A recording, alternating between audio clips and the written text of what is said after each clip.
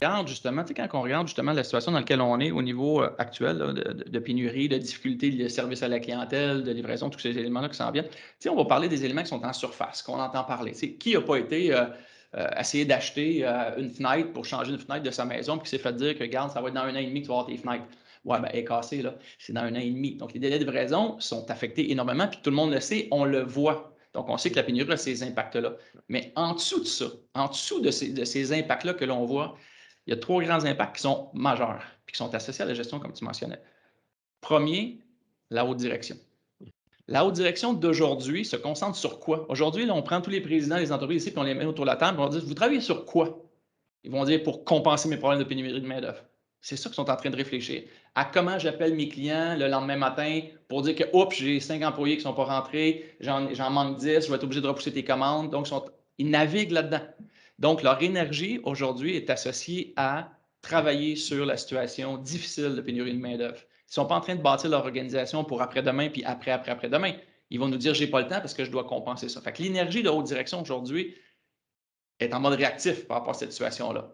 Et donc, ça ralentit le développement des organisations, clairement. Deuxième élément qui est clé dans lequel on va se retrouver, c'est qu'aujourd'hui, on est dans une situation, offre et la demande. Il y a beaucoup de domaines. J'ai des clients qui m'appellent en disant, là, j'ai un gros défi parce que mes coûts de main-d'œuvre vont augmenter énormément dans les 2 prochaines années. Pourquoi? Parce que les salaires augmentent pour être plus compétitifs. Donc, ça veut dire que la marge réduit, évidemment. Fait Et que le là, tu coût n'as de pas le matière choix. première qui augmente. Coût de matière première, ensuite, qu'on a tous vu passer. Fait que ce que ça fait, c'est que ta marge devient encore plus importante à aller chercher. Donc, ta performance. Mais là, je viens de dire que la haute direction se concentrait sur compenser en mode réactif. Fait qu'ils ne sont pas en mode projet d'amélioration, construction, technologie. Fait que deuxième défi, c'est l'augmentation des coûts qui impactent les organisations au niveau de la marge, donc pour leur permettre de réussir à avancer. Puis le troisième élément, comme je mentionnais, c'est la pression sur le management de proximité.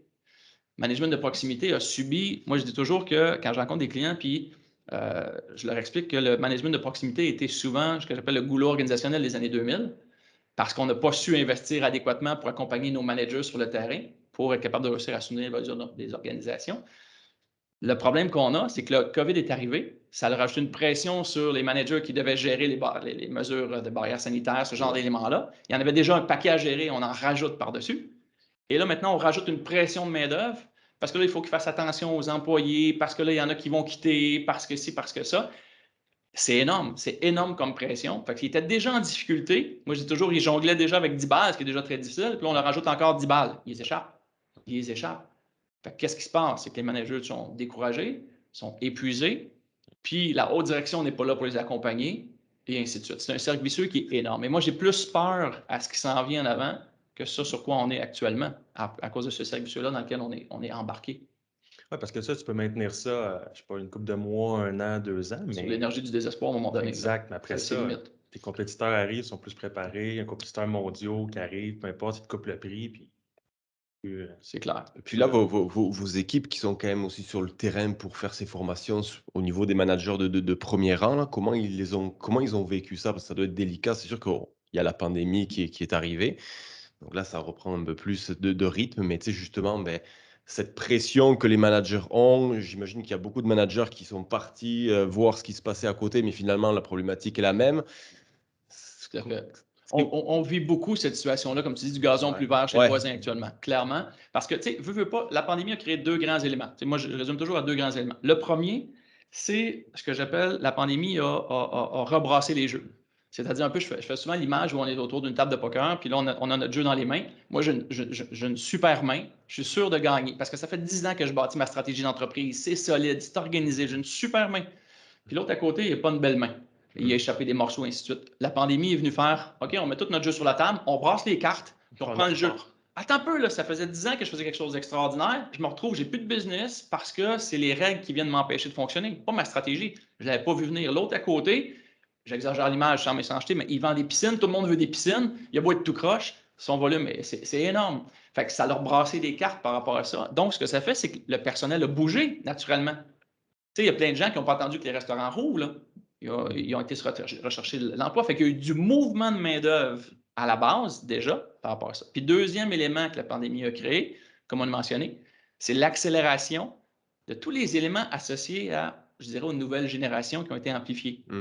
Tu sais, les fameuses notions du, tu sais, on l'a vu dans, ben, ceux qui ont vu peut-être le film La famille parfaite, je sais pas si vous l'avez vu, mais ça vaut la peine où tu as le super employé, le jeune employé qui est la nouvelle génération, ou tu sais, qui prend la vie un peu plus relax. Tu sais, comme je disais tantôt, le 60 heures, là, c'est plus ça qui va le driver, c'est son équilibre. Donc, veut pas, la pandémie a accéléré certains mouvements de ce type-là. On a découvert la nature, découvert qu'aller au Mont-Royal à tous Ouais, les jours, c'est ça vrai. peut être aussi bien qu'aller à Cuba 2 fois par année pour certains. Ouais. Et donc, de travailler comme un fou pour se payer Cuba, il va travailler moins pour aller au Mont-Royal. Tu sais, fait que ça Mmh. a changé plein d'éléments associés à la dynamique de travail qui fait que l'envie d'aller au travail à tous les jours n'est pas aussi forte pour tout le monde. Puis dans tous les métiers, veut pas. Fait que le mouvement de la main-d'œuvre, l'accélération de certains éléments que la pandémie a créés, ben, encore là, ça rajoute cette fameuse pression-là qu'on mentionnait, dans laquelle on doit naviguer, qui est énorme par rapport à ça.